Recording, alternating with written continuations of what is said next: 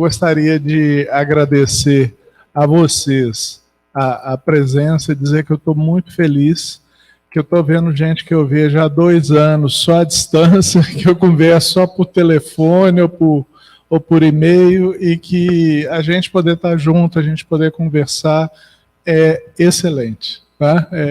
É bem mais humano na minha forma de ver. Tá? Eu já tirei o slide de entrada porque o capítulo ficou com 35 páginas na coletânea. Né? Então, eu vou ter que fazer como Marco, não dá para tratar de tudo que está lá dentro, e eu já vou avisando que eu não vou conseguir lembrar todas as citações, porque esse ano eu pude me dedicar mais a esse trabalho. Esse trabalho continua um debate que a gente fazia há anos atrás no ENLIP, né, quando a gente estava discutindo a similaridade do pensamento de Kardec com autores da epistemologia, que felizmente fechou o último bloco, tá, e a gente utilizou, a gente colocou na época a hermenêutica e a fenomenologia como elementos das ciências humanas, Tiago, para poder pensar Kardec, e encontrou semelhanças entre o pensamento fenomenológico e o pensamento de Kardec, e a discussão das ciências naturais. Tá? Para nós, da área de psicologia, de direito, de história, tá? Das ciências humanas em geral, essas diferenças entre uma física, uma química, uma biologia, medicina e engenharia, que são aplicações desses outros conhecimentos, mais ou menos, muito tratada. Então, para nós, é algo que fica assim, é o dia a dia. E no final a gente acaba aceitando as duas metodologias. Tá? Mas se você usar a metodologia de para um problema cuja metodologia não atende, você vai ter atendido um autor de um livro de metodologia, mas você não vai responder seu problema. E essa é a dificuldade que Kardec enfrentou. A época dele começou a nascer as ciências naturais, e é por isso que ele fala em ciências naturais o tempo todo, tá? E na época dele ainda não haviam nascido as ciências humanas. Então ele não tinha como falar de ciências humanas nessa época. Tá? Então, ano passado eu fiz um curso de História da Ciência da Religião. E os historiadores contemporâneos, eles têm defendido a ideia de que não dá para a gente fazer aquela linha em que você fala assim, olha, primeiro veio o mito para explicar as coisas da natureza, depois montaram-se as religiões, depois, no século VI a.C., nasceu a filosofia, então a filosofia é uma ruptura da forma de explicação que existia. Depois, no século XIX, surgiu a ciência, que é uma ruptura da filosofia. Não é bem assim. Tá? E eles mostraram como assim, muitos autores, os autores eles voltaram ao julgamento de Bruno, ao julgamento das ideias de outros autores famosos, voltaram ao conteúdo de Newton, que andou rodando na internet, na ciência espírita essa semana. Eu tive a curiosidade de pegar o próprio Newton para ir procurar. Tá? Então, basicamente, se a gente for olhar ali, eu dei o termo ciência, e respeitando um dos autores nossos da LIP, que fez a dissertação de mestrado dele sobre a metodologia em Kardec, o termo cientista nasceu no século XIX. Tá? Então, eu consegui encontrar 2 autores que diminuíram a minha janela, que estão bem mais próximos de Kardec. Tá? Um deles é o Schleiermacher, eu já havia falado no outro texto. Tá? Então, um deles é Comte, que está na França, na época de Kardec. A gente não pode dizer se Comte influenciou todas as pessoas ou se ele ajuntou uma tendência de época. Comte vem depois de Lavoisier, que foi fundador da química. Tá? E a gente tem Dilthey. Vocês estão vendo como é que eles estão bem mais pertinhos de Kardec do que Russell, que eu coloquei aqui, tá? Eu teria falado um pouco de Comte e Kant, tá? Mas eu tentei diminuir essa janela para entender qual é o ambiente de Kardec. O que Kardec tinha para pensar uma epistemologia, para pensar uma forma de produzir conhecimento, validar conhecimento, tá? E ele tinha só as ciências naturais. E ele frequentava um monte de instituições de pesquisa em ciência natural, que é como se fazia na época.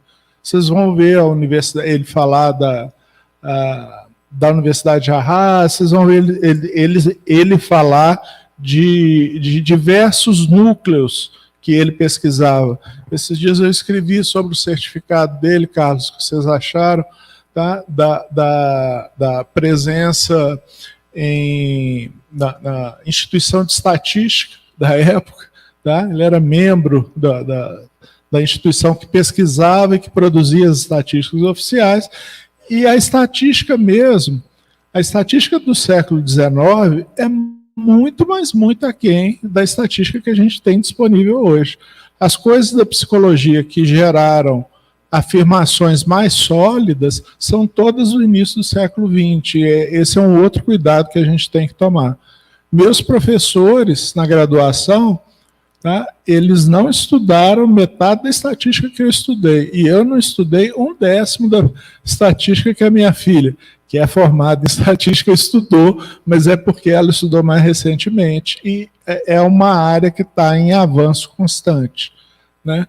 Bom, então vamos lá. O que eu tento mostrar aqui, que eu acho que é original, vocês me corrijam se não for, é que eu tenho duas linhas aqui. Ó. Vocês estão vendo que tem uma linha aqui que tem outra linha aqui. Tá?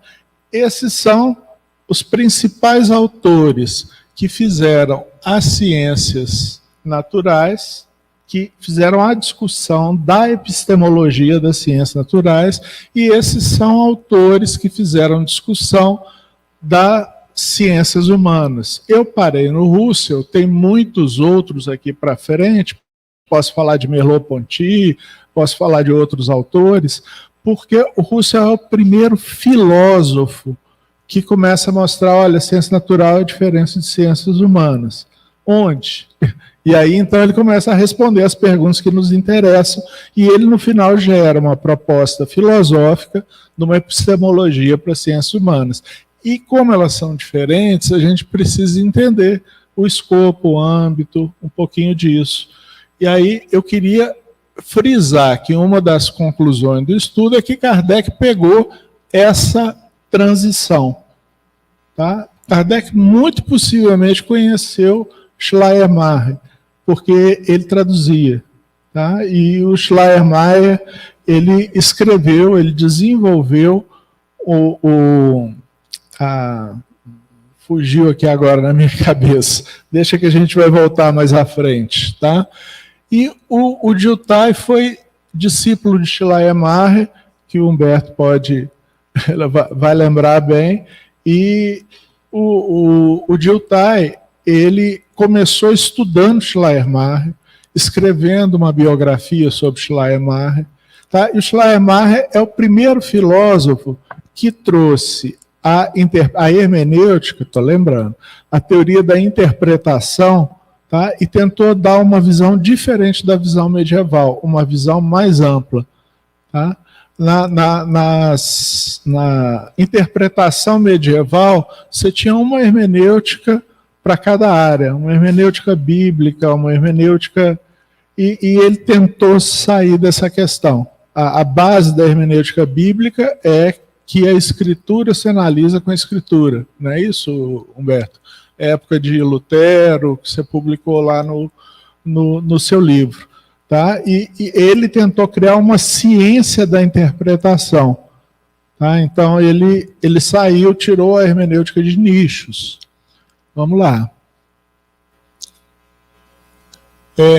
Aqui em cima eu queria dizer que algumas das ideias que nós temos de ciência foram sendo mudadas pelos físicos que também estudavam pelos físicos que também estudavam, né, filosofia e epistemologia. Né? Obrigado, Marco. Então, aqui no positivismo lógico, por exemplo, surgiram 3 ou 4 autores que falaram assim, olha, não é bem como Comte fala, nós vamos ver como Comte fala. Depois vem Popper, que frequentava o Círculo de Viena e foi chamado de crítico oficial do Círculo de Viena, ele era amigo dos outros autores, e ele diz, não, o princípio de verificabilidade não é bom. Ele mostra uma contradição no princípio de verificabilidade utilizando Kant. Tá? Depois vem Lakatos, tá? Que o Silchivene chegou a fazer uma associação entre o trabalho de Lakatos e o trabalho de Kardec, tá? E Lakatos falou assim, não, e trouxe outros elementos. E eu peguei Feyerabend, que defende a anarquia da metodologia, ou seja, você pode ter métodos muito diferentes sendo utilizados e reconhecidos e aceitos como ciência. Não tem um método a partir do qual você faz ciência. Não tem um manual de instruções gerais que você pega e fala assim, é assim, assim, assim, assim, assim. Hume, você tem que observar o fato, você tem que dar tratamento ao fato, tratamento estatístico, você tem que pegar aquelas coisas que são comuns, que ele buscou em Bacon, tá? E com essas coisas que são comuns, eu faço uma conclusão generalizando. Tá? Aí, se a gente vai lá no Popper, ele fala assim, não precisa disso não. Você pode sonhar Primeiro existe uma teoria, já existem teorias falando sobre sua questão, você vai rever essas teorias. Você pode sonhar sobre a questão, tá? Kekulé sonhou com uma cobra que mordia o seu próprio rabo, ele estava tentando fazer a forma do benzeno, tá? Que era uma forma circular, e ele tentava fazer aquelas formas lineares e não achava nenhuma que fizesse. Aí, a partir da cobra, ele falou assim, eu posso pensar uma fórmula circular. Então, a partir daí, ele tem uma hipótese, e a partir dessa hipótese, ele vai correr atrás para ver se realmente ela explica todas as coisas, se não existe uma outra explicação melhor, ou se não dá nada certo. Se não der nada certo, ele abre mão dessa ideia que ele teve. É a falsificação. Tá? Continuamos. Para frente. Isso. Eu peguei os livros mais importantes que tratam das metodologias dos autores. E, embora em Kardec, hoje, se eu fosse colocar, eu colocaria o que é o Espiritismo aqui do lado. O que é o Espiritismo tem muita discussão sobre a metodologia da pesquisa de Kardec. E a introdução do Evangelho segundo o Espiritismo, naturalmente. Tá? Então, eu não vou ler, tá no capítulo, todo mundo pode achar o que tem lá. Tá? Meu Deus. Então, esse é o corte que eu queria dar. Tá? Então, até o século XVIII, não existia ciência natural. Como assim, Jada? Não existia ciência natural? Primeiro, o que já existia Newton, tá? Mas o que era chamado ciência natural não era chamado ciência natural, era filosofia natural. E a filosofia natural tem uma história muito legal que em outra oportunidade eu posso contar para vocês, tá? Mas primeiro a igreja se uniu a Platão para poder desenvolver coisas que Platão colocava e que não estavam no escopo do cristianismo. Depois, com Tomás de Aquino, a igreja se uniu a Aristóteles. E Aristóteles talvez seja o primeiro escritor de enciclopédia que existe no nosso mundo, porque ele escrevia sobre tudo. Tá? Tanto é que ele escreveu a física, e depois dos livros da física vinha a metafísica. E a metafísica de Aristóteles trata, seria assim, além da física, ao lado da física. tá? Além da física. Dizem os filósofos que é porque na coleção estava nessa ordem. Tá? Mas, 5 minutos, Aristóteles, ele passou a ser uma espécie de referência para as pessoas falarem de coisas da natureza. Depois, quando a gente entra na Idade Média, você tem essa discussão toda com Aristóteles, e no meio, no final da Idade Média, início da Idade Moderna, os cientistas começaram a estudar a natureza diretamente, é o caso de Galileu. Ele vai lá, vê um satélite girando ao redor de um planeta. Quando ele vê o satélite girando ao redor de um planeta, ele fala assim, bom, a ideia de que o universo é a Terra no centro, tá? E que eu tenho esferas, uma envolvendo a outra, onde estão os planetas, a Terra está imóvel, e essas esferas, inclusive o Sol, giram ao redor dessa esfera. Tem algo errado com isso, que eu estou vendo uma das esferas com algo lá girando, essa explicação não está certa. Uma explicação melhor talvez fosse, tá? Aí ele vai defender ideias heliocentristas. E o problema que existia não era de ordem física, o problema que existia era de ordem religiosa. Todo mundo entendia a Bíblia com Aristóteles, e ao entender a Bíblia com Aristóteles, eles queriam manter o modelo antigo, e eles queriam que o modelo novo, se é que fosse ser aceito, não contradissesse a Bíblia. Então a discussão virava teológica.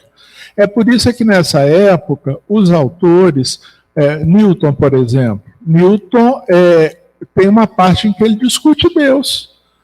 No princípio matemático, o livro chama Princípios Matemáticos das Ciências Naturais, não é isso? E ele discute Deus, que é a metafísica. Bom, 5 minutos. Então a gente tem a filosofia natural. Quando entra no século XIX, começa a haver uma briga entre as pessoas. Porque o Comte, ele tenta tirar... o Will é que criou a palavra cientista. Tá? O Comte, ele tenta manter um modelo de ciência que use a matemática, se possível, como forma de identificar leis em fatos naturais. A física de Newton é modelo para essa visão de ciência, e ele aceitava a sociologia como ciência da sociedade, mas era algo tipo Durkheim. Né? O suicídio. Quantos suicidam no país católico? Quantos suicidam no país protestante? Então, será que a religião interfere no suicídio, no tipo de suicídio? Tá? As ciências do espírito humanas surgiram já no final, em 83, depois da desencarnação de Kardec, e Dilthey começou a falar, olha, quando eu estou estudando pessoas, eu estou estudando algo um pouco diferente do que planetas. Tá? Por quê? Porque as pessoas são fruto de educação. As pessoas estão inseridas no meio social. Nesse meio social, elas aprendem as leis, o que é certo, o que é errado. O que tem no meio social pode não ter no outro meio social. As pessoas, quando eu falo assim, as mulheres, em geral, é uma coisa. Quando eu falo a Isabel Vitucci, ela é uma coisa, ela é um todo, fechado. Ela tem a história dela, ela aprendeu determinadas coisas de um jeito, ela faz jornalismo de um jeito. Então, para eu estudar a Isabel Vitucci, eu tenho que compreendê-la como um todo, e não em partes separadas, igual Descartes falou e os cientistas naturais faziam.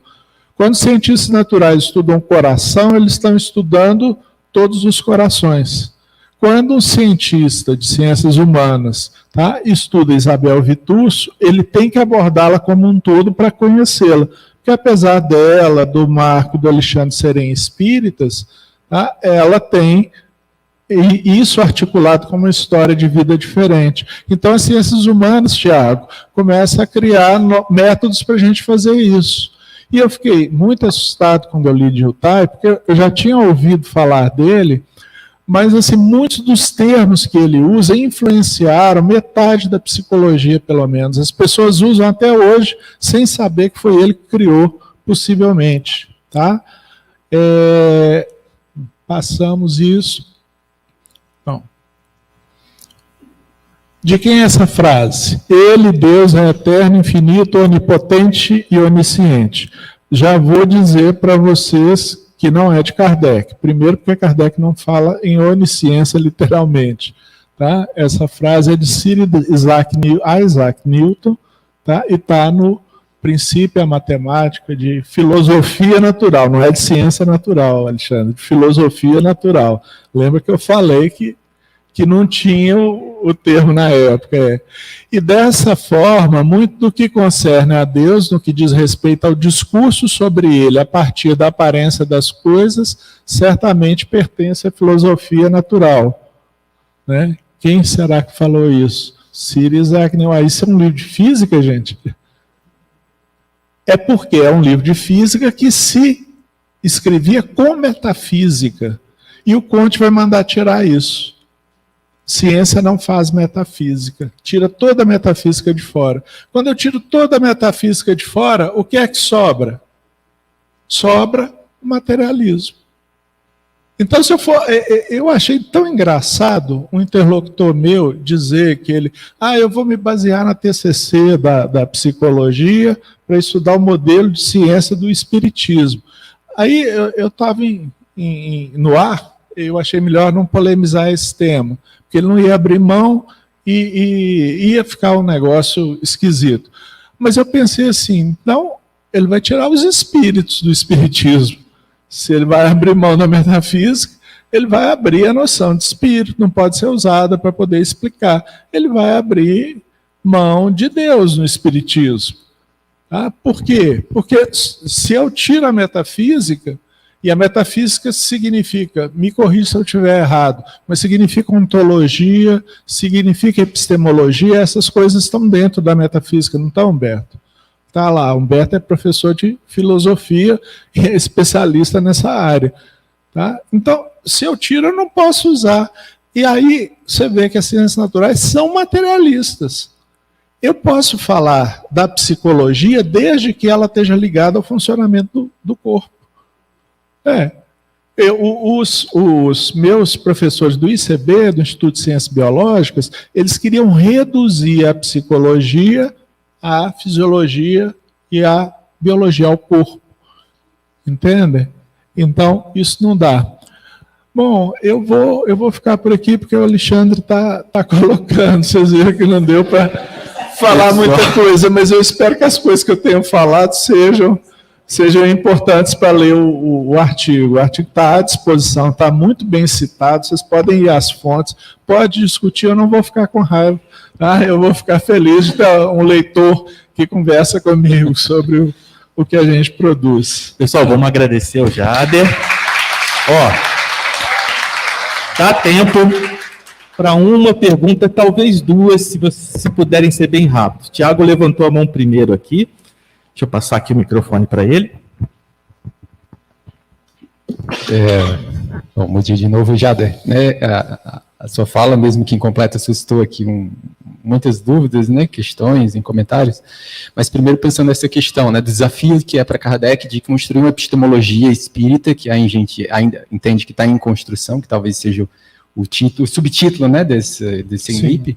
Né? E a gente vê o desafio tanto para a construção da psicologia como ciência, né? Você pega ali a construção da psicologia como ciência de 1889, ali com Wundt, né? Muito ancorado ainda na metodologia das pesquisas nas ciências naturais, né? E depois todo o processo posterior que a gente entende que avança com a construção da metodologia das ciências humanas, né?